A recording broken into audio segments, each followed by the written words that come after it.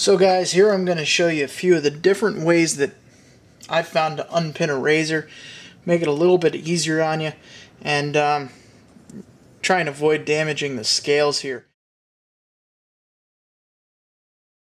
First method I'm going to show you here is where I'll basically start to cut an X in the top of the pin here as a screw guide, and then I'll use my drill press to go ahead and drill the actual washer off. And I like that way because it's pretty foolproof. You have to be a little careful with the Dremel as always, but not anything more than usual. So first step really is, I use this one because I know it's cordless, but it's a little easier to control, a little more handheld, a little easier to get a good grip on. So I'm just going to cut a quick X in the top of this here, just with the edge of the Dremel bit here.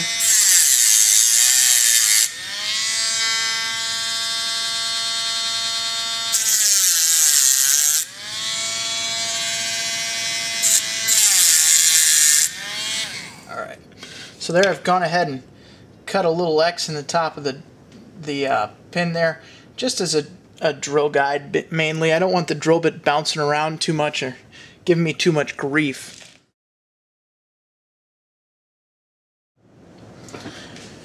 And then here I am over at the drill press. Real simply, I'm just going to go ahead and kind of line it up a bit real quick here, make sure I've got the pin where I need it to be.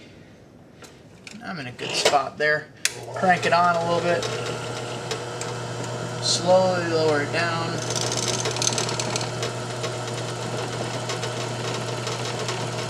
Just kind of let the drill do the work until you see the washer start to spin freely. And that's when you know you've kind of separated the washer from the pin. Just there it goes. That pin is now free.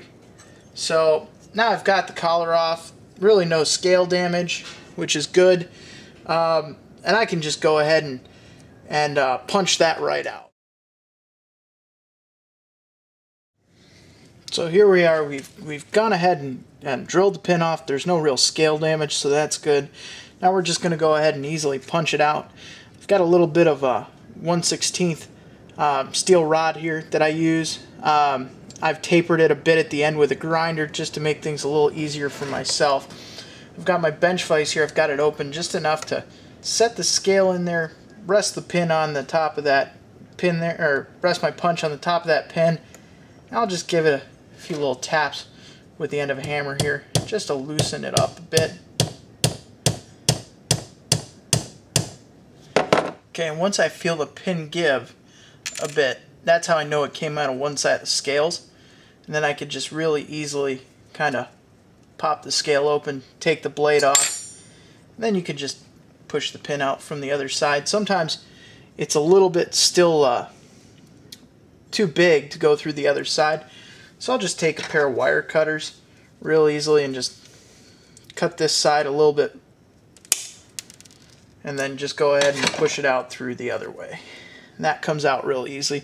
So there we've got it, half unpinned. Alright, next way I'll take pins off is a little bit more tricky here. Takes a little bit more practice because we're not going to bother using the drill press. We're just going to go ahead and progressively cut it down until it's pretty much flush with the scale, and then we're going to punch it out. So we'll crank the Dremel down a bit just to get a little bit slower speed to avoid any kind of inadvertent damage. You also want to keep the speed down to keep the pin cool so it doesn't melt into the actual scale.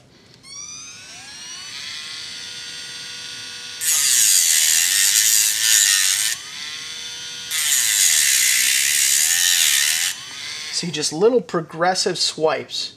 That way you don't go crazy. You don't want to overheat that pin, start melting it into the scale material. If you start to smell something, stop, give it a second to cool off. I always put my other side of my finger on the back end, and you can kind of feel if the pin starts to heat up a little bit too much.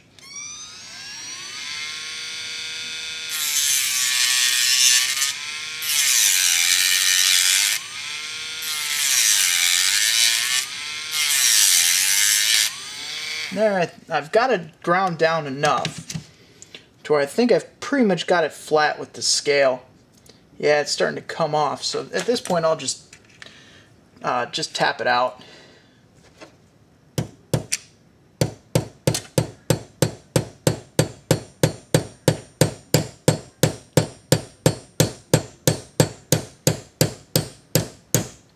I felt the pin give that time, so I know we're pretty much clear. Might just need to shimmy it back and forth, and sure enough, there we are.